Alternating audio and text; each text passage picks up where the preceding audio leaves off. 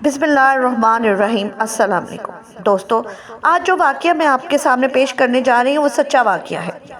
میرا نام اشفاق احمد ہے اور میرا تعلق بہاول نگر کے قریب ایک گاؤں سے ہے، اور یہ واقعہ ہمارے گاؤں کا ہی ہے۔ اس بات سے تو آپ سبھی لوگ واقف ہوں گے کہ گاؤں کے لوگ زیادہ تر سیدھے سادے سے ہوتے ہیں، زیادہ چلاکیاں اور تیز تراریاں ان لوگوں کو نہیں آتی۔ تعلیم کی کمی ہونے کی وجہ سے ہر سنی سنائی بات پر یقین کر لیتے ہیں، اور زیادہ تر لوگوں کے عقائد کمزور ہی دیکھے گئے ہیں۔ گاؤں کی آبادی چونکہ کم ہوتی ہے، اس لیے زیادہ تر لوگ ایک دوسرے کو پہچانتے ہیں، اور ایسے میں اگر کوئی بات ہوتی ہے تو وہ جلد ہی پورے گاؤں میں پھیل جاتی ہے۔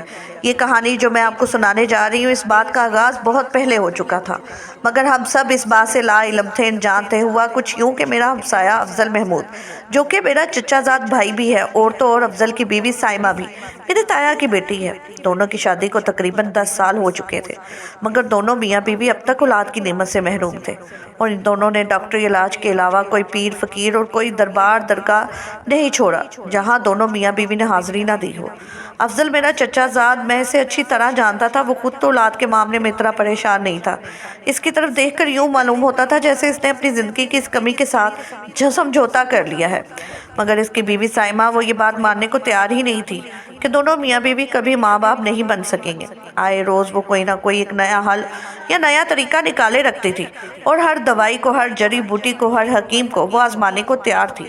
شاید یہ طرح طرح کی دوائیاں کھانے کا نتیجہ تھا کہ وہ سائمہ جو شادی کے وقت دھان پان سی اور خوبصورت سلم سمارٹ سی لڑکی تھی، اب وہ ایک بھاری بھرکم جسم کی مالک بن چکی تھی، مگر پھر بھی وہ ہار ماننے کو تیار نہیں تھی، اور وہ اس حد تک اس معاملے میں سنجیدہ تھی کہ اگر اس کا شوہر افضل اس کا ساتھ نہ دیتا یا کہیں اس کے ساتھ جانے سے انکار کر دیتا تو وہ محلے میں سے کسی نہ کسی عورت کو ساتھ لیے تیسرے دن کسی نئے پیر اور فقیر کے پاس پہنچی ہوتی تھی، اور خود ہی دوائیاں لے لے کر کھاتی رہتی تھی، اس امید پر کہ کبھی تو خدا اس کی سنے گا، کبھی تو خدا اس پر مہربان ہوگا، کبھی تو خدا اس کی جھولی بھرے گا۔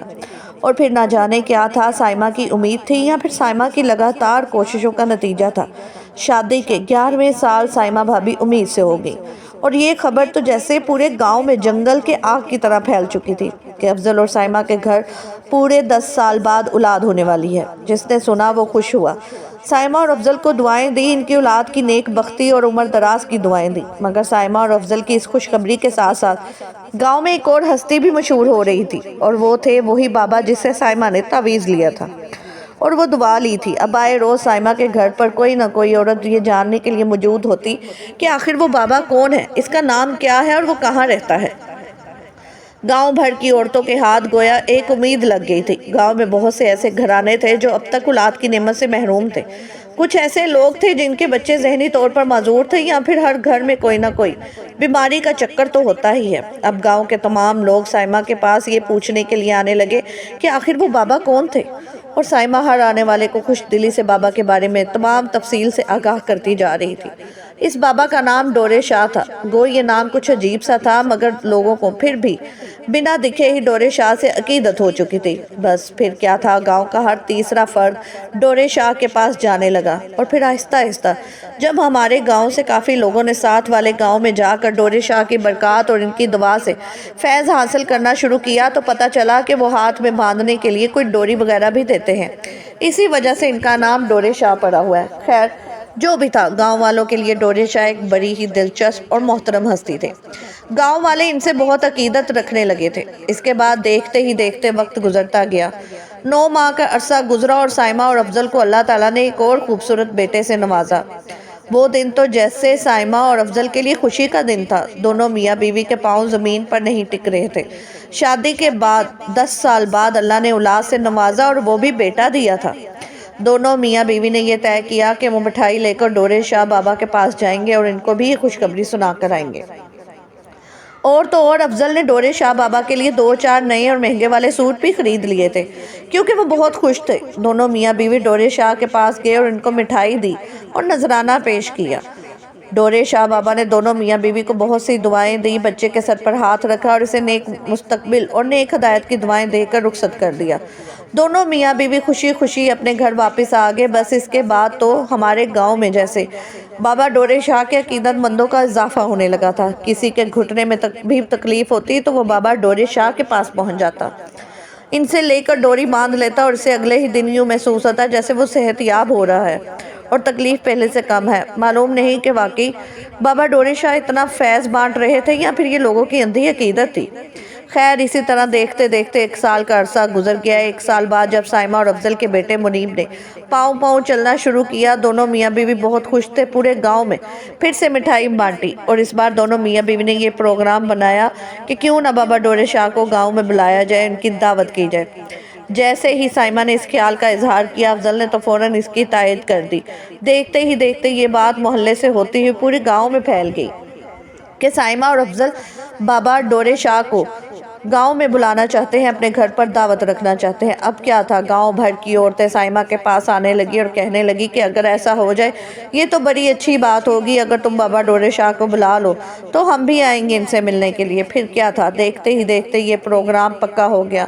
مگر اس پروگرام کو فائنل کرنے سے پہلے بابا ڈورے شاہ سے بھی تو کچھ پوچھنا تھا، آیا وہ بھی آنے کے لیے رضامند ہوتے ہیں یا نہیں۔ 6-7 دن بعد دونوں میاں بیوی ایک بار پھر موٹر سائیکل پر بیٹھے اور دوسرے گاؤں پہنچ گئے، بابا ڈورے شاہ سے یہ بات کنفرم کرنے کے لیے کہ آیا وہ ہمارے گاؤں میں تشریف لا سکتے ہیں یا نہیں۔ دونوں میاں بیوی نے جب بابا ڈورے شاہ سے جا کر یہ درخواست کی کہ وہ انہیں اپنے گھر پر بلانا چاہتے ہیں، ان کی دعوت رکھنا چاہتے ہیں، اور تو اور پورے گاؤں میں سے ان کے عقیدت مند بھی یہی چاہتے ہیں، آپ ہمارے گاؤں میں تشریف لائیں۔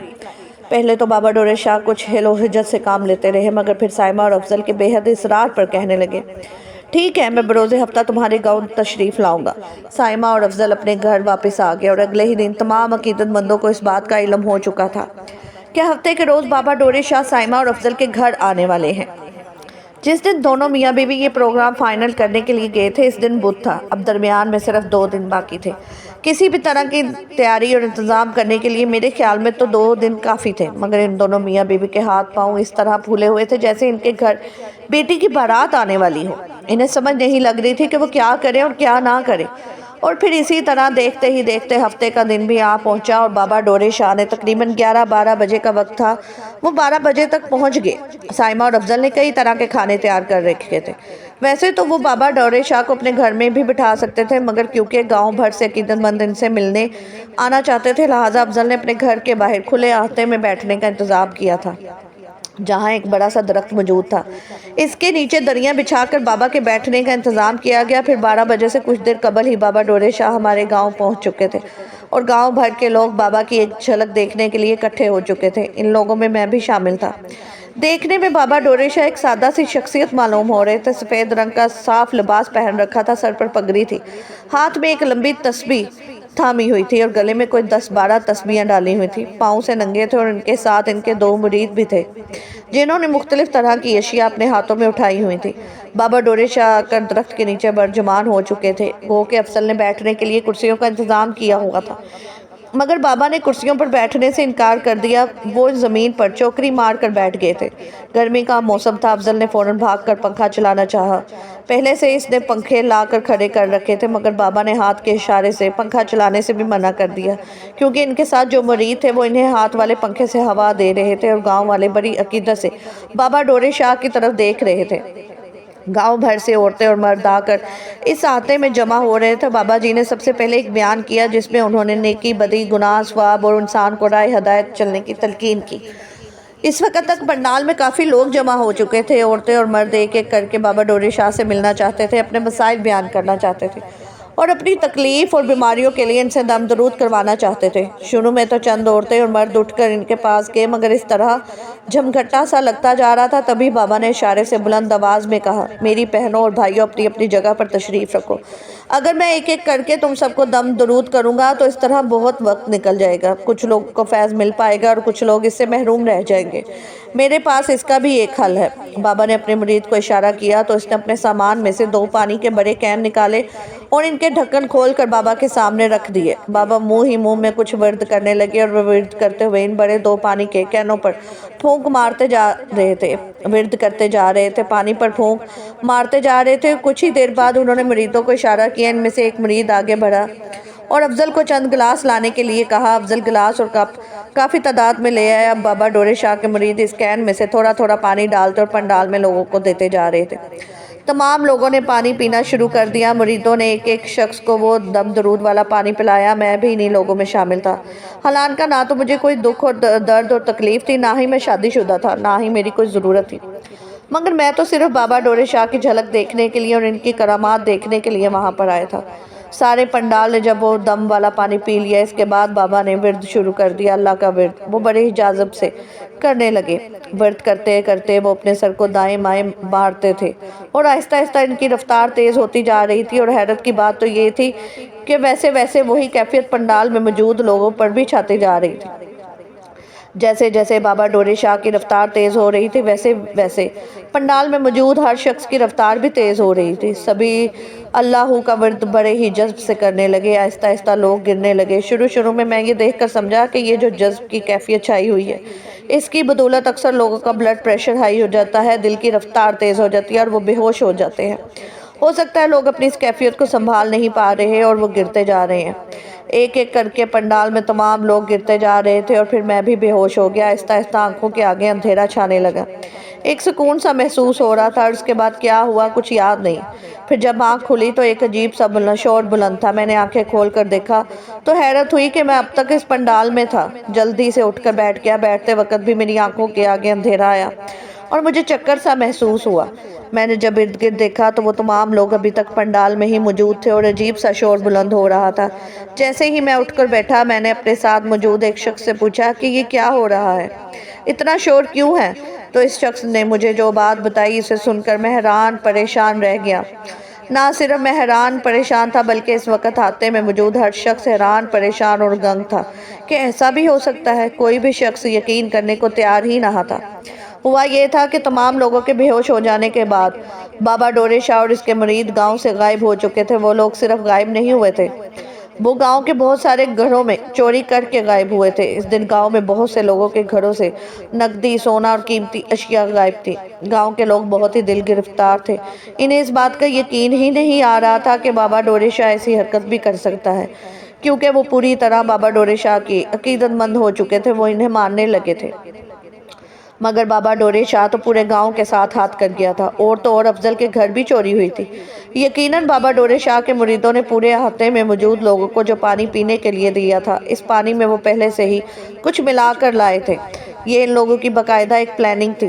اب جب گاؤں بھر کو یہ معلوم ہو چکا تھا کہ بابا ڈورے شاہ پورے گاؤں کو بے ہوش کرنے کے بعد ہر گھر سے نقدی، سونا، قیمتی اشیاء چرا کر غائب ہو چکے ہیں، بابا ڈورے شاہ نے نہ صرف ان کے جذبات کے ساتھ اتنا بڑا کھلواڑ کیا ہے، بلکہ انہیں مالی طور پر بہت نقصان بھی پہنچایا ہے۔ اب آہستہ آہستہ لوگوں کے اندر غصہ بڑھنے لگا۔ اس وقت سورج غروب ہونے والا تھا، مگر لوگوں کا غصہ اس قدر بڑھ چکا تھا کہ وہ بھی ساتھ والے گاؤں میں جانا چاہتے تھے جہاں بابا ڈورے شاہ کی رہائش تھی۔ تمام گاؤں والے دیکھتے ہی دیکھتے اکٹھے ہو کے وہ لوگ جو بابا ڈورے شاہ سے جا کر اس بارے میں پوچھنا چاہتے تھے، وہ تمام لوگ اکٹھے ہو چکے تھے، اور تو اور لوگوں نے ہاتھوں میں بانس اور چھڑیاں بھی تھام رکھی تھی، اور پھر پیدل ہی یہ قافلہ ساتھ والے گاؤں کی طرف روانہ ہو گیا۔ چند مرد حضرات جن کے پاس سواری کی سہولت موجود تھی، وہ ایک ایک، دو دو یا تین تین کر کے موٹر سائیکلوں پر ساتھ ہو لیے، اور زیادہ تر لوگ پیدل ہی ساتھ والے گاؤں میں پہنچ گئے۔ تقریباً آدھے پونے گھنٹے بعد جب یہ قافلہ ساتھ والے گاؤں میں پہنچا اور وہاں بابا ڈورے شاہ کی رہائش پر پہنچے، تو وہاں ایک اور دھچکا ہمارا منتظر تھا۔ جب یہ پتا چلا کہ بابا ڈورے شاہ تو وہاں ہے ہی نہیں، وہاں موجود شخص سے معلوم کیا گیا تو اس نے بتایا کہ یہ گھر بابا ڈورے شاہ کا نہیں تھا، یہ تو اس شخص کا اپنا گھر تھا، اور وہ بھی بابا ڈورے شاہ کا ایک عقیدت مند ہی تھا۔ اس نے اپنا گھر بابا کو رہائش کے لیے وقتی طور پر دیا تھا، کیونکہ بابا کبھی بھی ایک جگہ نہیں رکتے تھے، وہ ایک دو ماہ ایک گاؤں میں رکتے اور پھر آگے کا سفر شروع کرتے تھے۔ اسی طرح وہ چلتے جاتے تھے اور اپنے عقیدت مندوں میں اضافہ کرتے جا رہے تھے۔ جب اس شخص کو ہماری زبانی یہ معلوم پڑا کہ بابا ڈورے شاہ پورے گاؤں کے ساتھ ہاتھ کر گئے ہیں، تو وہ بیچارہ بھی بے حد حیران اور پریشان تھا کہ ایسا کیسے ہو سکتا ہے، مگر ہم نے اسے یقین دلایا کہ ایسا ہو چکا ہے۔ بابا ڈورے شاہ ایک بہت بڑا فراڈ ہے، مگر اب ہم سب بے بس تھے اور کچھ نہیں کر سکتے تھے، کیونکہ بابا ڈورے شاہ نے بھی یقیناً کچی گولیاں نہیں کھیلی تھی۔ وہ واپس اس گاؤں میں آئے ہی نہیں تھے، ان کا رخ یقیناً اب کسی نئی جگہ کی طرف تھا، مگر اب ہم انہیں کسی بھی طرح تلاش نہیں کر سکتے تھے، اس لیے خالی ہاتھ ملتے ہوئے اپنے گاؤں واپس آ گئے۔ اس واقعے کو تقریباً 3 سے 4 سال کا عرصہ بیت چکا ہے، مگر آج بھی لوگ بابا ڈورے شاہ کو نہیں بھولے۔ گاؤں کے لوگوں کا کافی سارا مالی نقصان تو ہوا تھا، مگر بابا ڈورے شاہ جاتے جاتے ہم سب کو ایک سبق دے گئے تھے کہ کبھی بھی کسی پر اندھا دھند اعتبار نہیں کرتے، اسی طرح جعلی پیروں فقیروں پر تو بالکل بھی نہیں کرتے۔ ناظرین، مزید اس طرح کی سچی کہانیاں اور واقعات سننے کے لیے ہماری ویڈیو کو لائک کریں، شیئر کریں، چینل کو سبسکرائب کرنا مت بھولیے گا۔ شکریہ، اللہ حافظ۔